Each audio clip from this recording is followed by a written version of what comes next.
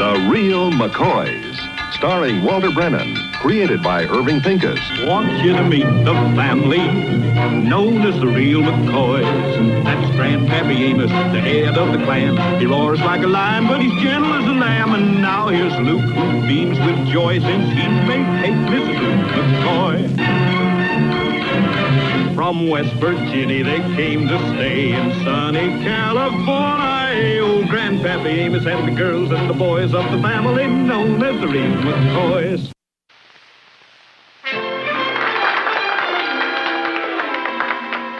The responsibilities of the office of president of the Junior Grange are manifold. I know that you will make your choice after long and careful consideration. And I can assure you that in the event that I am chosen, I will do my utmost to fulfill those obligations of the office of president of the Junior Grange. Thank you.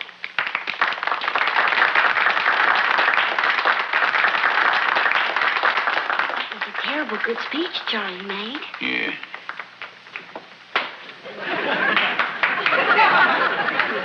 Sure different from last spring when he get up to give a talk. He was as scared then as Luke is right now. We'll now hear from our other candidate, Mr. Luke McCoy. Grandpa, I never see Luke look so scared.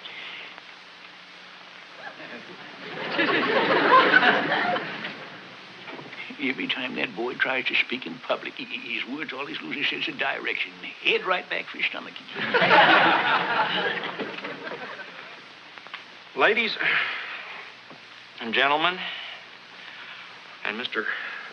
President of the Senior Grange, all you out there, members, I mean.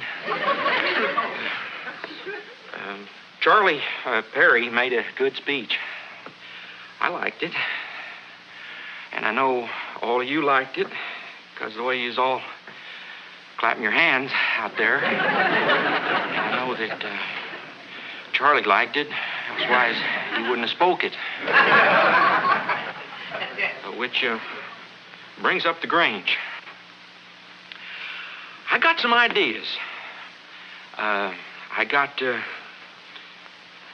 4 points that I think are pretty good. I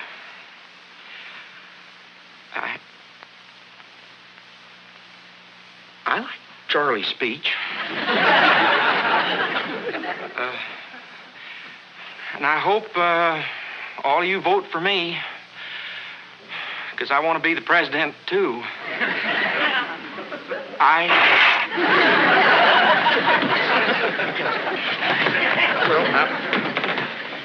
Thank you.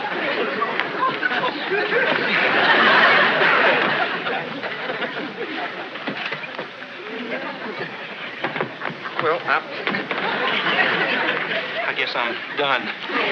Folks, now you've met both of the candidates. You've heard their qualifications. We'll have the election at the next general meeting. I hereby declare this meeting adjourned.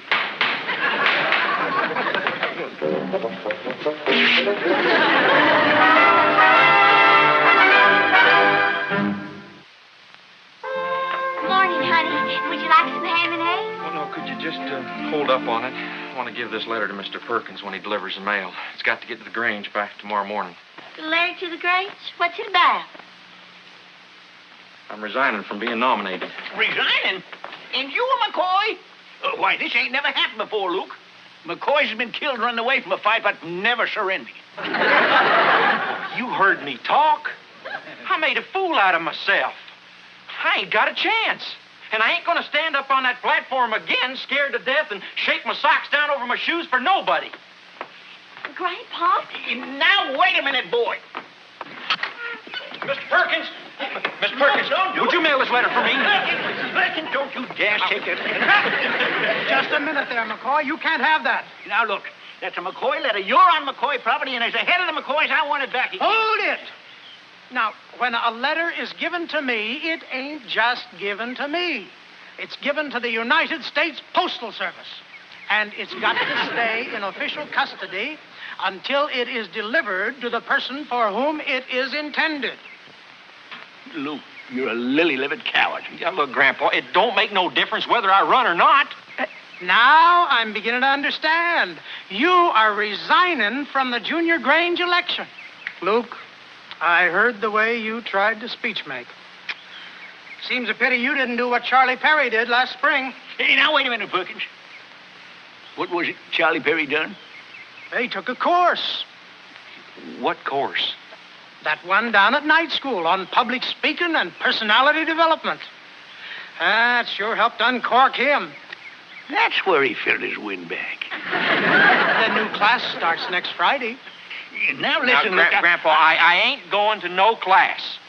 Besides, my letter of resignation is in the hands of the United States government. Actually, there is a technicality here. It's not in the hands of the government until it's dropped in my bag. And you ain't dropped it yet. I guess not. Luke, as of Friday night, you're going to start uncorking.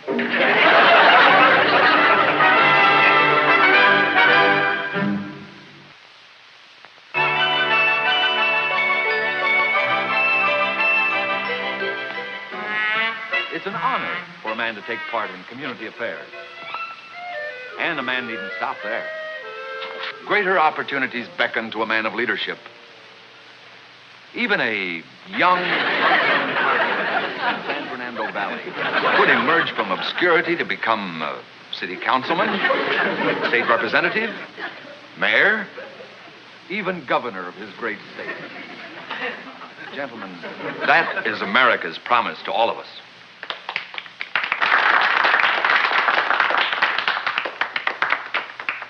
To you new students, a splendid example of an impromptu speech. You will find, as the class continues, that you too will lose your fears and inhibitions. Perhaps not as thoroughly as Mr. Walters, but you will gain poise, maturity, gain stature, and confidence. Will you come in, please? Maybe I'll come back next year. No, you want to join our class in public speaking.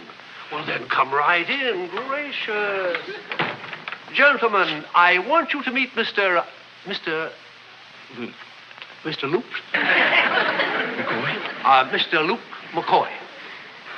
Thank you. McCoy, I've seen many men come into my classes just as tongue-tied and frightened as you are. But I assure you, you will overcome your problem. You do want to overcome it, don't you? Huh? Speak, open your mouth, talk about anything.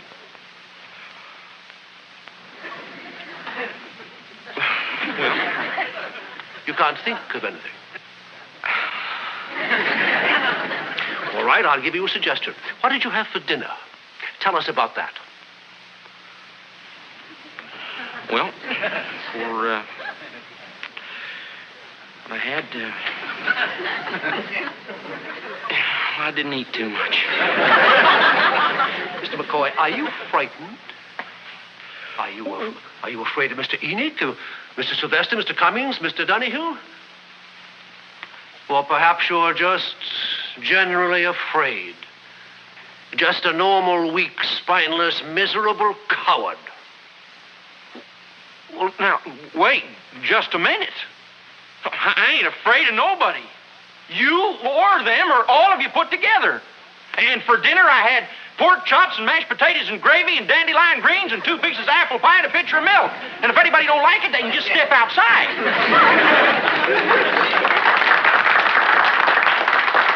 I spoke. Without no trouble.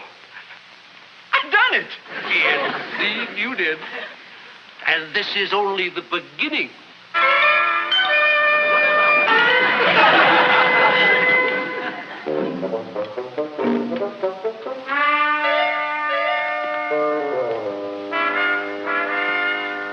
Hello there, Grandpa! Look, you like to scare me to death. Well, I'm sorry, Grandpa. I didn't mean to. Don't you never do that again. It's an earthquake. Everybody under a doorway.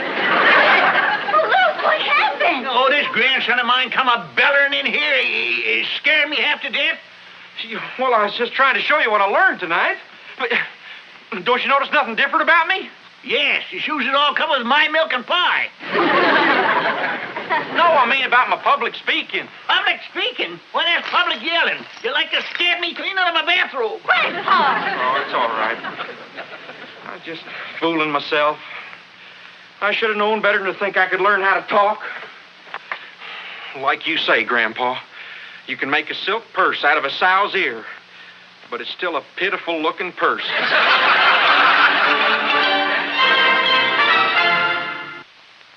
Okay, look, it's 9:30 and we've been out there working in the field for 3 hours. Now, where's Luke at? Grandpa, I've never seen him so down. He's just sitting in a corner in the living room, just moping and feeling bad. Well, he can feel just as bad out there working in the fresh air and the sunshine.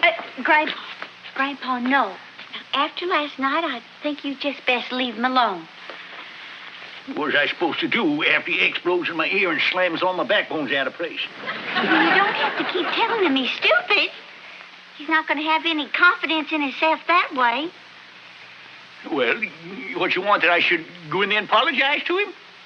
No, but Luke went to school to learn how to talk, Grandpa. We got to give him confidence. No matter what he says, we got to tell him it's wonderful. The best we ever heard. You mean lie to the boy?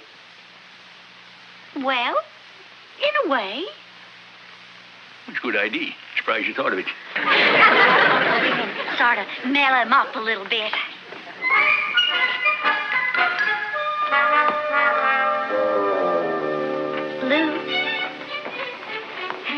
Luke, you ain't had your breakfast yet. Ain't hungry. Luke, you know you ain't hardly talked to me since you came home last night. You didn't even tell me what happened in class. Nothing happened. Last night you acted like something had. Come on, tell me about it. Nothing happened at all. Except that. Except in what? Excepting Mr. Burquist said what happened to me was like a miracle. Like a total eclipse. But nobody around here even gives a hoot. I hoot, darling. Come on, tell me. Well, Kate, I got up in front of that class and I give a speech right in front of everybody. Everybody? Luke! And the words just come tumbling out, one right after another. Pretty regular. Oh, Luke, what was the speech? Come on, do it for me. Well, it ain't exactly no Gettysburg address. Oh, come on, I want to hear it. All right. My dinner.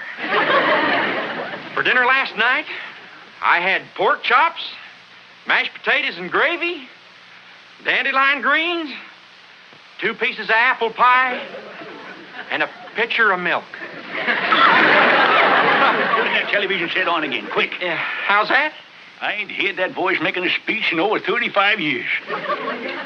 I'd know it anywhere. What voice? The voice of that silver-tongued orderly. The great commoner, William Jennings Bryan. William Jennings Bryan? Don't waste time. Turn it on again. I don't want to miss one of them thrilling words a flying out of that glorious throat. Oh, we didn't have the set on. That was Luke. Kate, don't lie to me. Don't tell me nothing so overwhelming. Listen, it's the truth. Honest and true, Grandpa. It was me. You, boy? William Jennings Bryan lives again. Now, if you've been listening careful to everything I've been saying for the last 20 minutes, you'll know why prices are as high as they are instead of as low as they ought to be. Splendid. Now, Mr. Walters will... And now, the question is, what can be done about it? Well, that's a good question. And I got a little plan all figured out. See, although you ain't saying much, Grandpa, I can tell that you like the idea of a McCoy in politics. Oh, yeah, not that I'm thinking on it, but, well, you'd be awful proud of me. Standing there on the curb, waving to me as I go past. Riding there in an open car, with all them people just yelling and cheering. Fellow Americans, and all the ships at sea. This is your president, Luke McCoy, speaking to you from the White House, USA. First of all,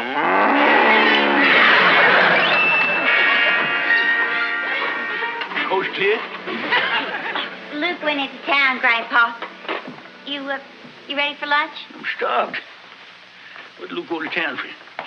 He went in to rent a tape recorder so he could practice his speech for the Grange tonight. And I wish he'd put that tape over his mouth instead of on the machine. Now, Grandpa. Well, he's back. It's too late. Forget the lunch. I'll grab me a piece of bread on the way out and pick me some turnips. well, if it ain't my beloved family, am I glad you're here. Look, I want you to listen to a joke I'm going to spring on them tonight. It seems like this city fellow was criticizing the farmer about the way he was milking his cow. And this farmer, he just looked that city fellow right straight in his eye, and he said to him, "Don't you tell me what to do. Now, I've been milking cows from way back." And that's where you milk them from. Isn't that a knee slapper? Oh, that poor old Charlie Perry. I tell you, he ain't going to have a chance against snappy stuff like that. And then after I get them all warmed up, well, I'm going to make my big surprise announcement. What announcement, Luke? Well, Grandpa, I think you'll appreciate it more if you hear it the way I'm going to tell it to him at the Grange tonight. See, I'm going to start off like this. Neighbors, I'm glad to see you, real glad to see you. I mean it. Did you notice that sincerity? They gotta love me for that. Friends, I want you to know you done me a great honor by begging me to be your president. I got some terrible, disappointing news for you tonight. I hereby resign from running. Good, great. No cheers. A far greater call has come to me. I hereby announce that I am running for town councilman of the San Fernando Valley because it's the next step to becoming your mayor.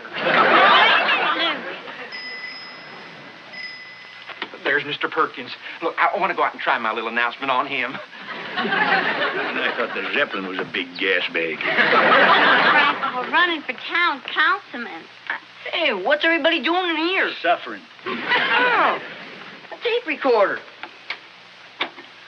Hello, everybody. This is Big Mouth Luke McCoy talking. And talking and talking and talking. That be. What's happening to Luke is no joke. It's a tragedy. He just announced he's running for councilman. You're kidding. Yeah, and it's all your fault, Kate. You was the one that got us to make out like we thought his gibble-gabble was wonderful. I only done it because I thought it'd help him. It used to be he didn't talk much. He made real good sense. Now he talks all the time and he don't say nothing. What are we going to do? Well, we just got to have a meeting out in back where he can't hear us and see if we can get him out of it. He's still a McCoy. Once a McCoy, always McCoy. Even if it is embarrassing. I chased after Perkins, but he kept on going. I guess he didn't hear me. Oh.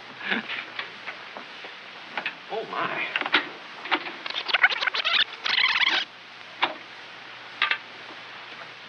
Neighbors, I'm glad to see you. Real glad to see you. And I mean it. Oh, you got him, Luke. Sick him, boy. Sick him. Hello, everybody. This is Big Mouth Luke McCoy talking. And talking and talking and talking. That be. What's happening to Luke is no joke. It's a tragedy. He just announced he's running for councilman. You're kidding. Yeah, that's all your fault, Kate. You was the one that got us to make out like we thought his gibble-gabble was wonderful. I only done it because I thought it'd help him. It used to be he didn't talk much. He made real good sense. Now he talks all the time and he don't say nothing.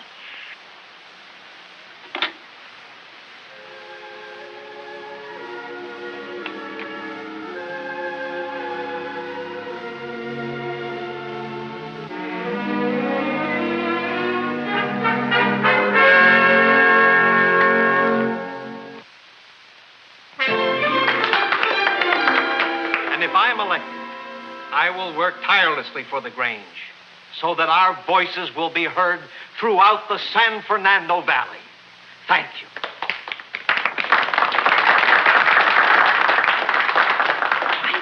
Grandpa, kind of worried about Luke. I can't imagine where he's been since he drove off this afternoon. Well, at least I won't have to stop him from making a fool of himself. Well, folks, we've heard from Charlie Perry, but our other candidate doesn't seem to be here yet, so I guess we'll just have to... I'm here, Your Honor.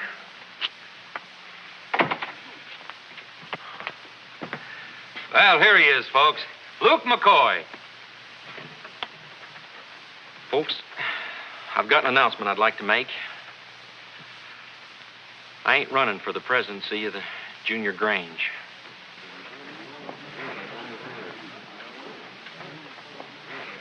I got another announcement I'd like to make. I ain't running for nothing. What I'm trying to say is, I like being part of your team, but I'm not the man to be your captain. Charlie Perry's better suited for that than me. You know, I one time read that Abe Lincoln once said, nobody ever expected me to be president. Well, as far as my family's concerned, I guess me and Abe Lincoln's got a lot in common.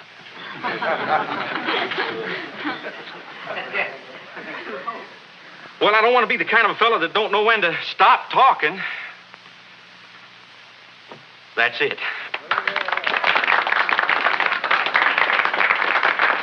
William Jennings Bryan never made a better speech. Well, Sugar Babe, what are you doing? Just welcoming back the old Luke McCoy.